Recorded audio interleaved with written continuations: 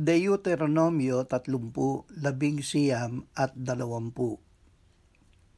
Tinatawagan ko ang langit at ang lupa bilang saksi laban sa inyo sa araw na ito, na aking inilagay sa harapan ninyo ang buhay at kamatayan, ang pagpapala at sumpa.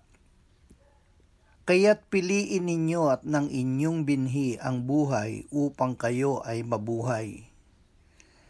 Ibigin ninyo ang Panginoon ninyong Diyos, sundin ang kanyang tinig, at manatili kayo sa kanya, sapagkat ang kahulugan niyon sa inyo ay buhay at haba ng inyong mga araw, upang matirahan ninyo ang lupaing ipinangako ng Panginoon na ibibigay sa inyong mga ninuno, kina Abraham, Isaac at Jacob.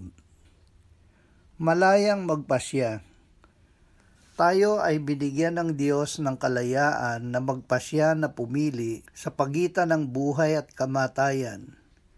Sinabi niya sa Israel, "Inilagay ko sa harapan ninyo ang buhay at kabutihan, kamatayan at kasamaan, at iniuutos ko na ibigin ninyo ang Panginoong Diyos at lumakad kayo sa kanyang mga daan.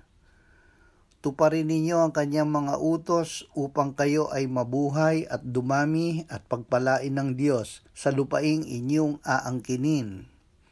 Ngunit kung ang inyong puso ay tumalikod at hindi ninyo dinggin ang Diyos, at kayo'y maligaw, sumamba at maglingkod sa ibang mga Diyos, kayo'y tiyak na mapupuksa.